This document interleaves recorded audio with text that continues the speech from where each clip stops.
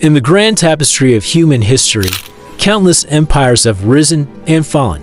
Kings, conquerors, and Caesars have etched their names into stone with armies, wealth, and immense political power. But what if I told you the most influential figure in history had none of these? He never led an army, never held political office, never wrote a book, and lived in a forgotten corner of the Roman Empire. His name was Jesus, a carpenter from Nazareth. How did this one man, without any of the traditional levers of power, so profoundly reshape the world? This is the story of how a revolution of the human heart changed history forever. Our story begins in Judea, a province simmering with discontent under Roman rule. Into this world, Jesus of Nazareth emerged, not as a military leader, but as a teacher. His message was radical for its time. He spoke of a kingdom not of this world, a kingdom built on love, forgiveness, and compassion for the outcast. He told stories, parables that were simple on the surface, but held deep, transformative truths. He ate with tax collectors, healed the sick, and welcomed the marginalized. This wasn't a political campaign. It was a grassroots movement of radical empathy. His teachings challenged the very foundations of the ancient world's power structures, which were built on hierarchy, honor, and retribution.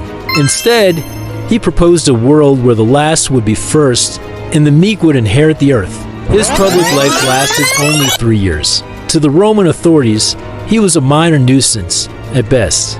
His execution was a standard procedure for dealing with potential troublemakers. For any other leader, this would have been the end.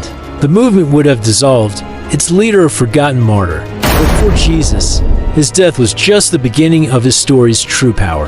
His followers, a small, terrified group of fishermen, tax collectors, and ordinary women, claimed something extraordinary had happened.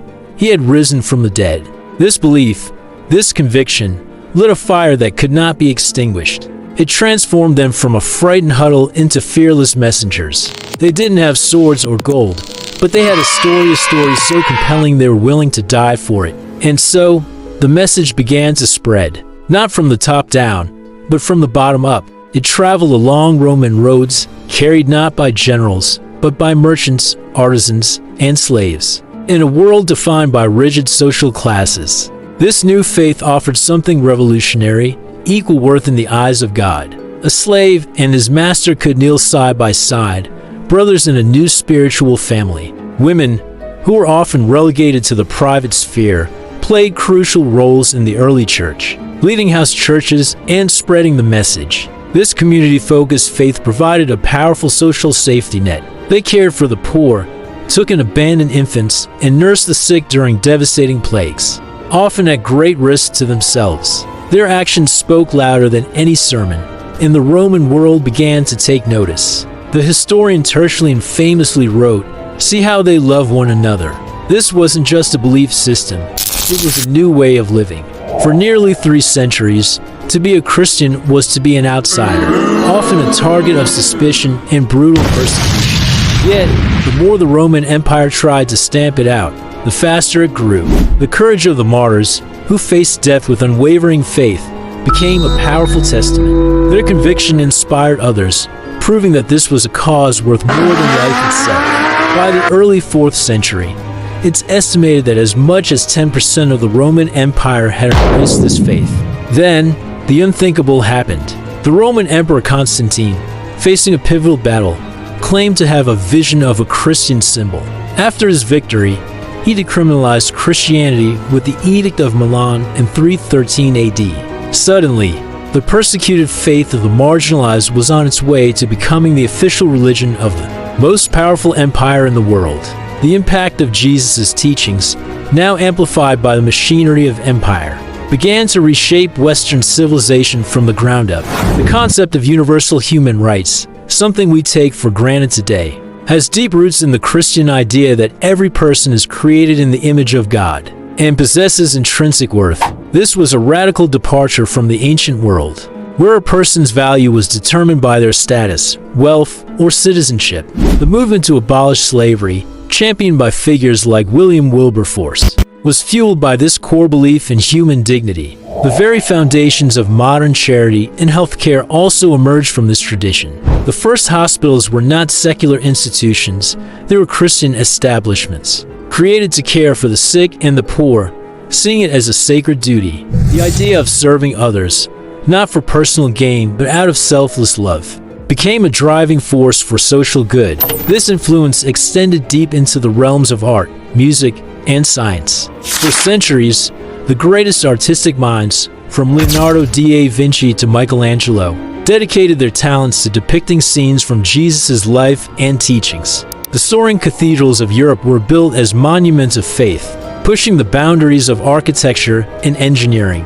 Musical composers like Bach and Handel created some of the most sublime and enduring works in history, all inspired by their faith. Even the rise of modern science was, in many ways, nurtured in a world shaped by Christianity. Early scientists like Isaac Newton and Johannes Kepler believed that by studying the natural world, they were uncovering the genius of a divine creator. The first universities, like Oxford and the Sorbonne, were founded by the church to study theology, but they soon became centers for all forms of learning, laying the groundwork for modern academia.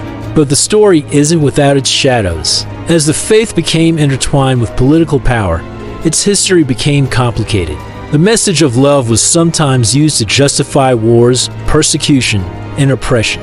The institution of the church has, at times, fallen far short of the ideals of its founder.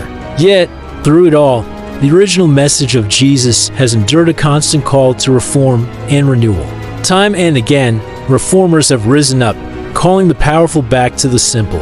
Radical teachings of the carpenter from Nazareth, love your neighbor, care for the poor, forgive those who wrong you. This internal critique, this constant striving to live up to its founding ideals, is perhaps one of the faith's most enduring legacies. It carries within it the seeds of its own reformation. Today, 2,000 years later, the life of Jesus continues to inspire, challenge, and shape our world in countless ways. Over 2 billion people identify as Christians, making it the largest faith on the planet. But his influence extends far beyond the walls of any church. The moral and ethical framework of much of the world is saturated with his teachings, whether people realize it or not. The language of human rights, the impulse for charity, the value we place on forgiveness and compassion all bear the fingerprints of his life. He is the reason we measure time itself from the approximate year of his birth. His story is painted on ceilings, sung in concert halls, and debated in universities.